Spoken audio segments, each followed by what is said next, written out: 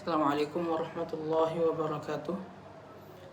Kami dari kelompok 5. Saya tidak sendiri di sini. Saya Fokal Faizin Yakub dan teman-teman saya.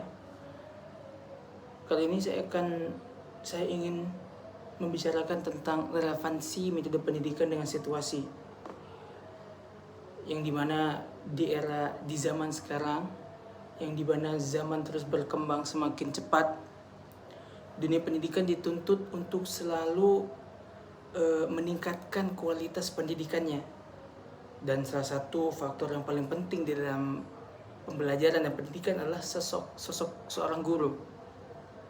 Karena gurulah yang paling penting, yang berperan paling penting untuk menentukan keberhasilan pembelajaran tersebut. Namun menjadi seorang guru yang efektif bukan hanya soal menguasai materi saja, tetapi juga guru juga harus perlu pandai memilih metode bagaimana cara dia belajar dan mengolah agar metode yang disampaikan bisa sesuai dan dengan kondisi yang ada, baik kondisi kelas, kondisi lingkungan, dan kondisi siswa-siswi yang dia ajar. Sebab metode yang tidak sesuai, mau sebaik apapun materi yang kita sampaikan tapi tidak dengan metode yang sesuai, itu bukan malah mempermudah pembelajaran, tapi justru sebaliknya. Maka dari situ, mari kita dengarkan teman-teman saya untuk menjelaskan apa itu relevansi metode pembelajaran dengan situasi. Baik, di sini saya Arayan Hidayatullah akan menjelaskan tentang peran sentral guru dalam pendidikan.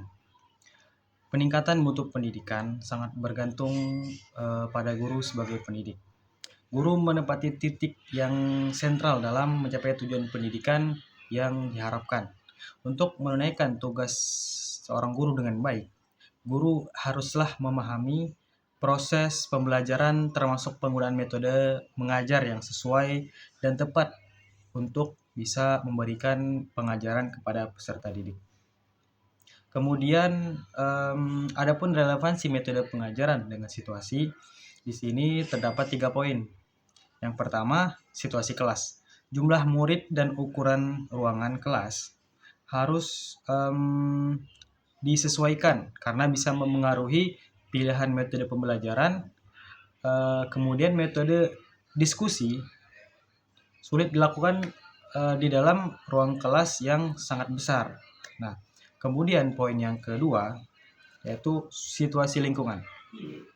Lingkungan yang tenang mendukung metode diskusi, tanya jawab, ataupun metode pembelajaran menggunakan simulasi. Kemudian poin yang ketiga yaitu pencapaian tujuan. Metode yang sesuai dengan situasi akan memaksimalkan pencapaian tujuan pembelajaran. Kreativitas guru dalam menyesuaikan metode dengan situasi sangat penting untuk memberikan pembelajaran yang efektif. Kemudian relevansi dengan peserta didik. Setiap peserta didik adalah individu yang unik. Perbedaan maupun kesamaan setiap dari mereka pasti memiliki karakteristik sendiri-sendiri, baik dari segi fisik maupun kepribadiannya. Nah, justru perbedaan inilah yang memengaruhi cara mereka dalam belajar dan juga menyerap informasi dari pembelajaran. Di sini perbedaan fisik itu sangat mudah kita amati sebagai guru atau pendidik saat pertama kali masuk kelas. Kemudian adapun perbedaan kepribadian bisa terlihat setelah beberapa waktu, kemudian memengaruhi kecepatan dan sikap belajar. Nah, kita sebagai pendidik nantinya harus juga bisa memahami tentang peserta didik kita masing-masing. Kemudian perlu menyesuaikan juga metode untuk perbedaan individu. Meskipun sistem pengajaran klasikal masih umum, kita sebagai guru harus bisa menyesuaikan materi-materi dan juga metode-metode untuk bisa menyampaikan pelajaran yang bisa dimudah untuk dipahami para peserta didik. Nah, makanya kita sebagai guru harus bisa memberikan pengajaran-pengajaran yang bisa mudah untuk dipahami. Kemudian adapun prinsip-prinsip evaluasi itu ada 4 poin. Yang pertama komprehensif, kemudian yang kedua objektif dan adil, kemudian berkesinambungan, dan yang keempat adalah sistematis. Assalamualaikum warahmatullahi wabarakatuh. Baik, saya akan menjelaskan jenis-jenis evaluasi dalam pendidikan. Yang pertama yaitu evaluasi formatif, yang kedua evaluasi sumatif, yang ketiga evaluasi penempatan, dan yang keempat evaluasi diagnostik.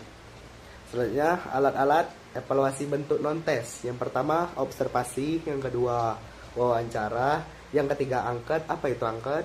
Yaitu alat pengumpul data dengan ditulis. Yang keempat yaitu skala sikap. Selanjutnya alat evaluasi bentuk tes.